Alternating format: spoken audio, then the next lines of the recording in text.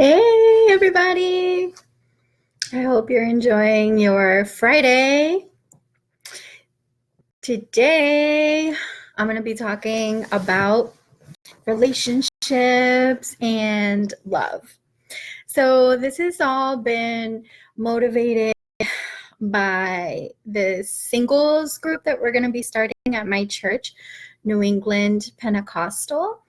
And so I've just been having all of these topics that I want to share, and I just can't wait. So I'm going to share a little bit today about just girl chatting again about relationships. And I'd love to hear any of your views, your experiences, what you're looking for in a mate, all of that good stuff. I want to know. And that's something that we're going to be talking about in this new singles group that we're starting at my church. And all of y'all single people are invited. I myself am single, and I've been truly single for over a year now. Since December before last. And so I'm going to talk a little bit about attraction and the rules, heartbreak, how to get through things, and what I'm personally looking for. So hopefully some of y'all can join in this conversation. And I just want to add that I actually feel hope because for the first time in a long time, I see all of these young Christian couples getting together and getting married, and even the not so young ones. And it just gives me hope that there's somebody out there for me, and there's definitely somebody out there for you because you're fabulous. So my take on relationships. So I'll start with my previous serious relationship, my daughter's father. So before coming to Christ, I dated like everyone else in the world. And he came into my life at a very, very vulnerable time in my life. I was new in Boston. I was going through a breakup. I was debating on moving back home. I moved here from Louisiana. So I'm a Southern girl. I was born in Texas. I grew up in Louisiana. I went to college in Memphis, Tennessee. And then I moved up here in June of 2007 with a man that I thought I was going to marry. And when that relationship fell apart, and I can honestly say that that relationship that fell apart is the love of my life. I just can't say enough about him. He's an amazing guy. And that relationship fell apart because I wasn't mature enough to have that type of relationship. He was ready to build, and emotionally and mentally, I wasn't in that mature state of mind. So looking back now, I think it could have worked. It just was bad timing. And I wish him the best. He's married now. He just recently got married, and I wish him the very best. He deserves the best. He's an amazing guy. So him and I were breaking up when I met my daughter's father. And I still didn't know what I really wanted, and he was just very accommodating. He was very attentive, and so we got serious real quick. And we were together for a long time, 4 years before my daughter was born. But that relationship was very abusive, and I just kind of slowly fell into it without even realizing how abusive it had gotten until I left. And so my daughter was born, and she actually gave me the strength to leave, because I didn't want her to grow up thinking that it was okay for a man to treat you that way. And it was difficult because we literally had nowhere to go. We went to shelter, and we lived in shelter for 2 years. And in those 2 years, him and I were kind of trying to get back together, kind of not. And I was still trying to figure myself out. And finally moved on and met somebody. And I was still trying to figure myself out. And I think a lot of that has to do with self-love, because I didn't truly love myself like I thought I did. Like, I liked myself, but I didn't truly love myself. I didn't even really know what true love was. And so here I am, giving my life over to Christ, and I'm going to church, and I'm learning more. And I started to see myself the way God sees me. And I started to love myself the way He loves me. And that was the turning point for me in how I see relationships, because I always was looking for somebody to replace like that provider and that protector in my life. But when I came to Christ, I realized that I can do those things for myself. And it's not fair to put that sort of responsibility on somebody.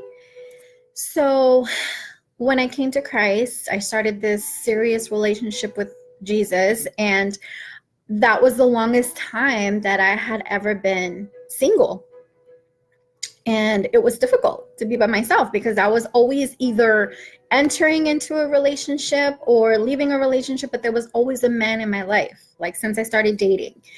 And I depended on that man in my life to do certain things. And when things fell apart, then I would just look for the replacement. And that's not fair. So here I am, single, and it was lonely for a long time. But during that time, I found my own worth, my own strength, and I learned how to love myself. And I found that I could do those things for myself. I didn't really need a man to do those things for me. I learned how to kill my own spiders, like a sister of mine said once. I learned how to take my own trash out. I learned how to pay my own bills. I learned how to encourage myself. I learned how to plan myself and strategize myself. And so I basically became what I was looking for. And those lingering feelings for my daughter's father were still there, and they weren't dealt with until recently. And I honestly feel that the relationship that ended 2 Decembers ago was because I still had these lingering feelings from my daughter's father, where I felt that there was potential there, and I felt that we could still be that family that I originally wanted, until I met his girlfriend. And that wasn't easy. It wasn't easy because I knew that he had girls, and I knew that he had relationships, but he always kept that from me, and he kept that from my daughter, and I felt some sort of security in that. I don't know, like he was protecting my feelings and my daughter's feelings until recently. So when I met her, it was a surprise. I knew he was dating somebody, but I didn't expect it to be as serious as it is. And for him to bring her around me and my daughter was evident enough to know what his feelings for her are and her feelings for him. The meeting went well. It was a surprise to me, and but she was very nice. She was very cordial. She expressed to me that she cares for my daughter, which is very important to me. And I just let her know, like, as long as you're going to be in my daughter's life, just treat her with love, treat her good. And if you can do those things, if you can treat her like she's your own daughter, you'll be included in everything. And I sincerely meant it. I hope the best for him, and I hope it works out, and more importantly, I hope that she loves my daughter the way that she says she does. That's what's important to me.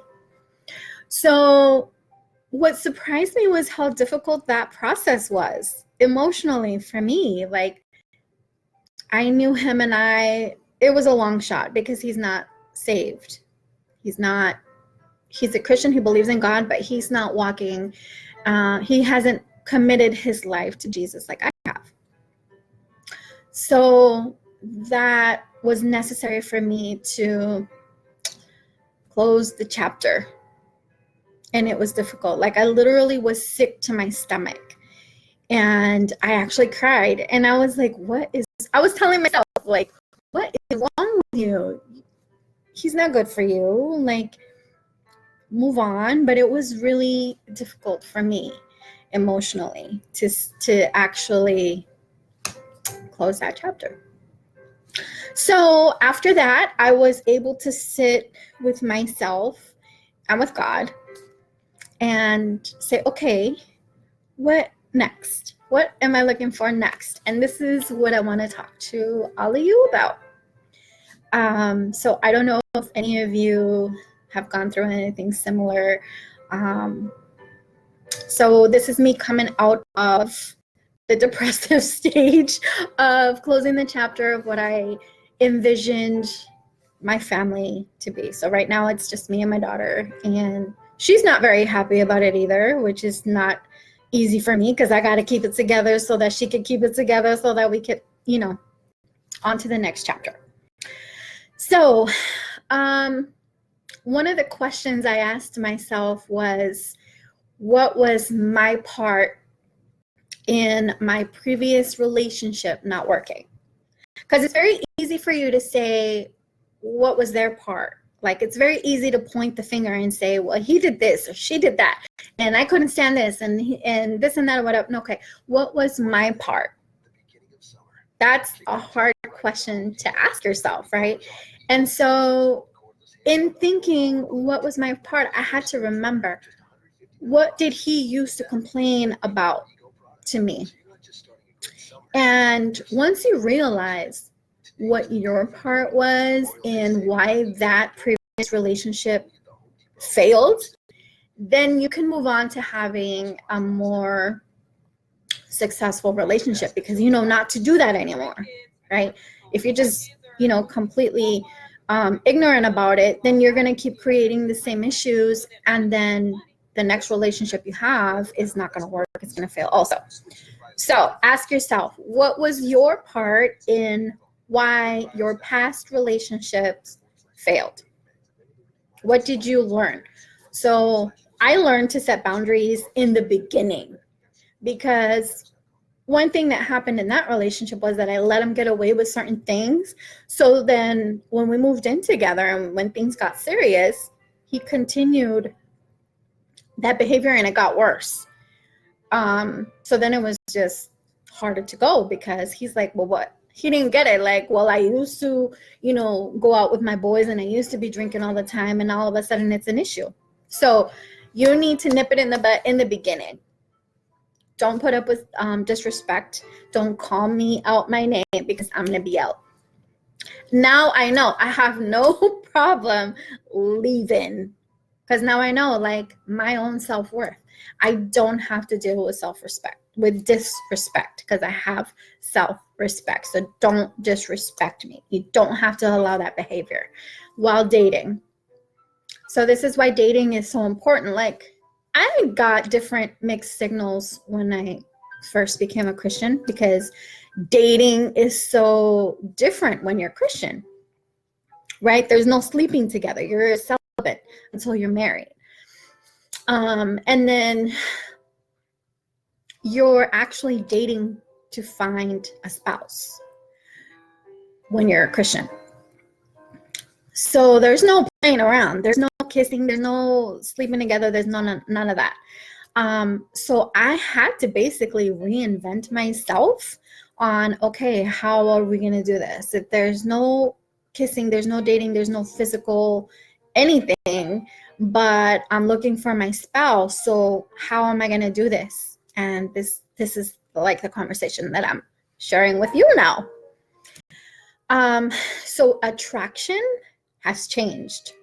So now, where I used to be attracted to a certain type of person, like I used to be attracted to that bad boy because they provide safety and security. I'm no longer attracted to that anymore. Now, for me, I'm more attracted to somebody who's chasing after Christ, who's chasing after their goals, who's able to prioritize family. Like family comes first. Like I'm looking at how they're treating their children, if they have any, or how they're treating their mother, how they're treating their ex. That's important too. How are you talking about others? Like character. Those are the things that are attractive to me now.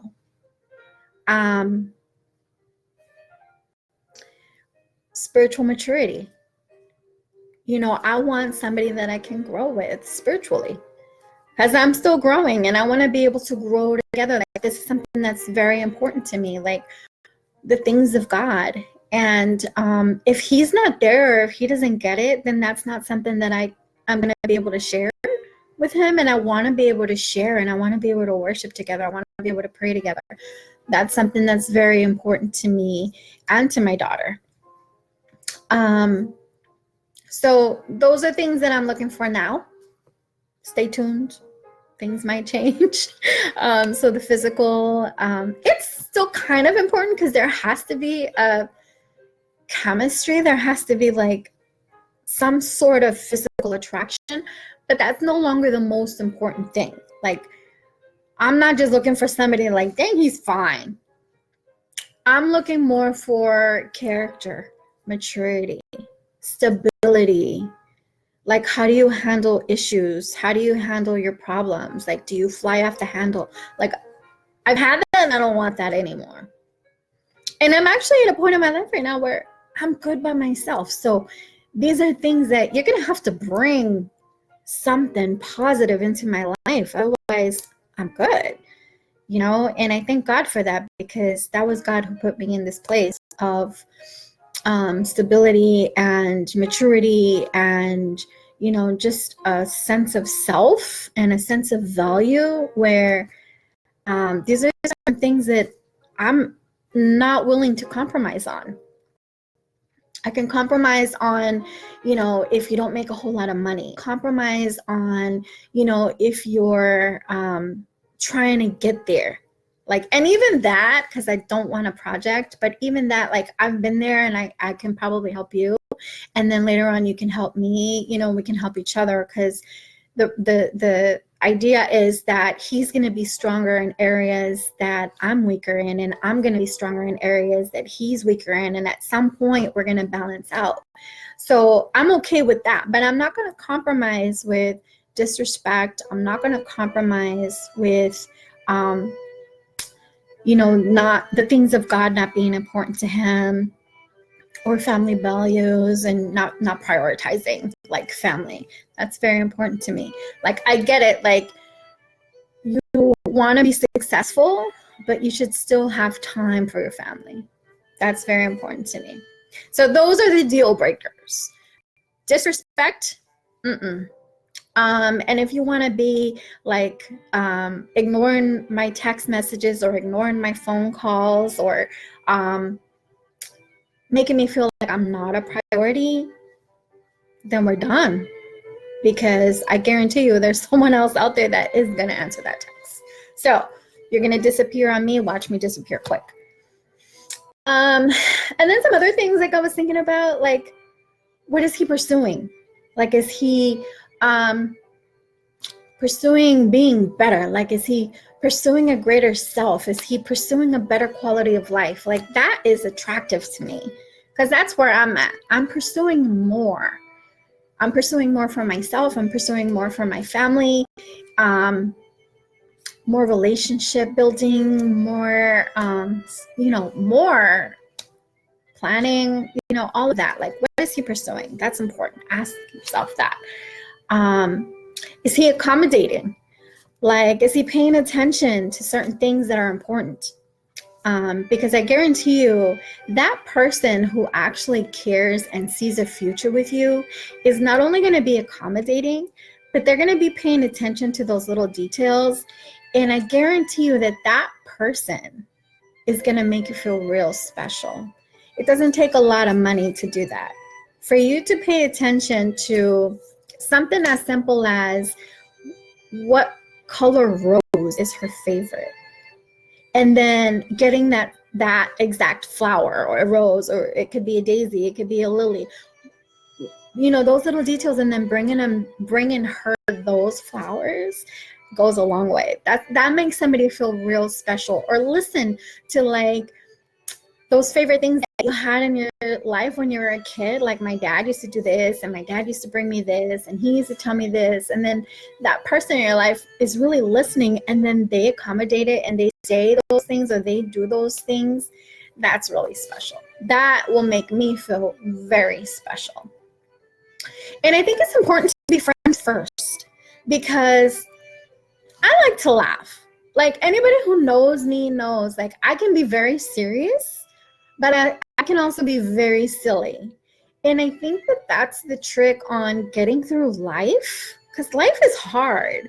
Things happen, but can you laugh during those times? Like, I think that's so important. Like, being silly and finding the funny in things. Like, that's important to me. Like, I don't want somebody who's just serious all the time. There's a time to be serious, and then there's a time that you can actually be silly and find the funny in things. Like, I remember there was a time in my life where this was before my daughter was born, and I was in a relationship, and we were like broke. We literally had no money. And so we stopped at a gas station because we were literally like puttering, like the gas was running out. And so we got to this gas station, like barely got to the gas station, and we had no cash. We had coins. Like, I don't know about y'all, but I collect coins in my car. And so we put together all the coins we had in the car. We gave them to the cashier. Luckily, it was like 10 o'clock at night, so there was nobody there. I mean, because it was already embarrassing enough. And the cashier was so cool about it. The cashier was like, listen, money is money. And we literally were able to like put $5 of gas. And luckily, I had a Honda Civic. So, it gave us enough gas to where we were going. But we literally laughed. It was a difficult, depressing time, and I can still honestly laugh about it because it was funny. Like, yo, we have pennies. And thank God we had that. It was funny. And see, anyone else who's too serious would have just like cried or gotten pissed off or whatever. No, we laughed. And I think during those hard times, like, it's good to laugh because those hard times are going to happen. So be friends first. So that way you can laugh. That's so important to me. Also, I think it's important to know the fruit that person is producing. I heard a pastor talking about relationships once, and he said that he has a year of dating plan. So because you go through the 4 seasons, which makes so much sense to me, because in those 4 seasons, at some point in some season, you should be able to produce fruit, right? Because he said something about if you buy a lemon tree, you want to know that tree is actually going to produce lemons, right? So same thing with a relationship. Like, you meet a person, don't just get married right away. Like, find out, like, are they actually going to produce the fruit that they claim to be producing? Like, I need evidence. Like, I need to see the fruit you're producing. And are you reproducing?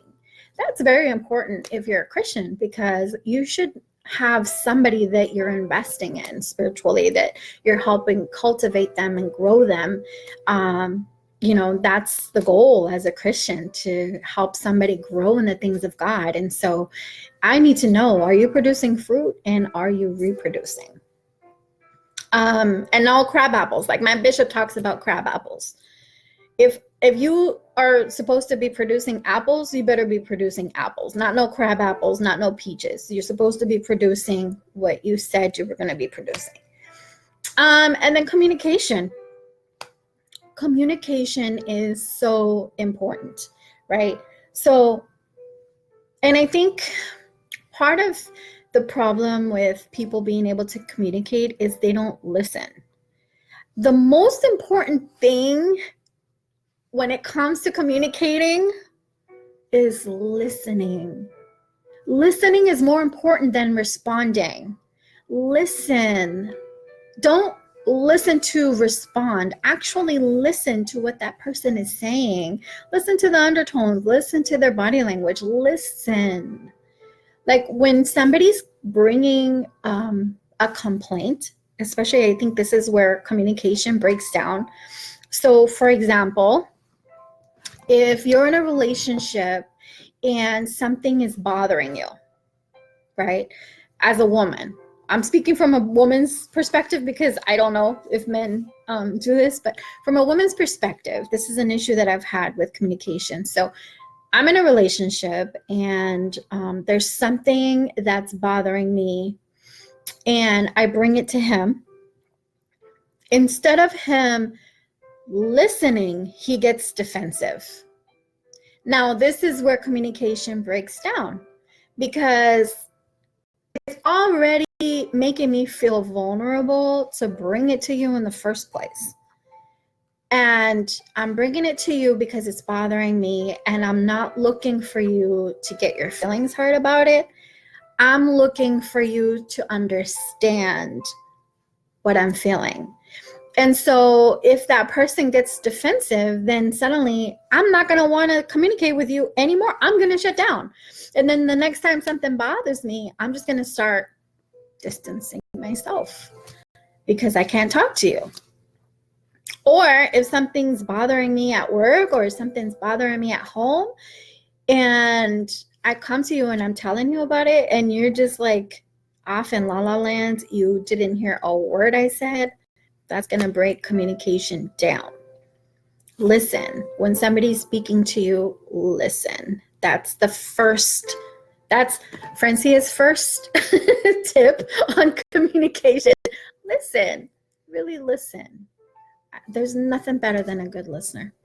Sometimes I don't need a response. Sometimes I just need a vent. Sometimes women just need to vent sometimes, you know. And then if you want to add, here's another tip from Francia's book of relationships, add like, wow, that really sucks. Like, I understand, I hear you, I've been there before. That just adds a little bit of, you know, flavor to the whole conversation. So try that with your girlfriend. Say that really sucks. I can't believe she did that. Or I can't believe he did that. Or yeah, just, you know, relate. Bring it down to how you might have felt if that was happening to you. So communication. And then the three most important things, and then I'm going to wrap it up. The three most important things, according to Francia's relationship book, is honesty. Everybody knows, like, just be honest. Just be honest. Like, I really appreciate somebody who's frank. Like, not Frank the name, like frank, like just honest. Like, it might hurt somebody's feelings, but I like that. I like that you're bold enough to be honest with me. Like, don't just sugarcoat things and tell me what you think I want to hear. No, be honest. Really, tell me. Like, my daughter is honest to me like all the time. And I'm like, thank you. And she will straight up tell me like, I don't really like that outfit on you. Like, maybe you should change your shirt. And I appreciate things like that because I might not see it from that angle, you know? So be honest. If somebody gets offended because you're honest, sorry. I would rather ruffle someone's feathers and be honest than lie. Because I guarantee you the quickest way to lose someone's trust is lie. And that's another, number 2, trust. How do you build trust? By being honest. Just be honest. Like, if you already know that that relationship isn't going anywhere, save your both of you time. just save the time and the heartache. Like, just say, I love you as a person. I think you're great, but I think we should just be friends. Just be honest. Like, don't drag it on longer than it needs to be. Like, don't hang around too long. If you already know that that relationship isn't, like, that's not the one, then be honest. Be honest. And if you really love that person and you really do feel like that's the one, be honest. Tomorrow's never promised, people. Tell those that you love, tell them you love them. Tell them now. If you just be honest with yourself and be honest with them. So trust. How do you build trust? Foundation of honesty. They're sisters. You can't have one without the other. You can't have honesty without trust, and you can't have trust without honesty. So that is the foundation. And I think tying it all to the friendship comes with those things, because you're literally, like, with my friends know, like, they can be honest with me and I'm not just gonna break up with them. They know that they trust me enough to know that they can joke with me, they can, do these things, and we're gonna be friends. We can even fight. Friends fight. My best friend and I, we fight all the time like sisters, and then we get happy again. And that's why it's important to be friends first, because I value you as a person. When you're friends, that means, like, literally, it's going to take a lot for me to not be friends with you anymore. Like, you're going to have to do something like low down and dirty for me to stop being friends with you. And, forgiveness comes in if there's true love. So, laughter, honesty, trust. Three most important things from the book Francia in relationships and love. So I hope this helps somebody out. This is just something that I quickly put together, and we're going to be talking more about relationships and love and things like that in our singles group. I would like to know some of y'all who have found love, and how maybe I'll have a guest on next time I do a video, and that person can share how they found love and how they knew that was the one. So I'm still waiting for my one. I know he's out there somewhere, and I claimed it this year. I claimed him this year. So whoever you are, hurry up. Hurry up. I'm waiting and I'm ready. So I love y'all with God's love. Stay tuned. We're going to be having a singles event soon, and I'm going to let y'all know so all of y'all single people can come. I love y'all with God's love. Be blessed. Have a wonderful weekend, and I will see you soon. Bye.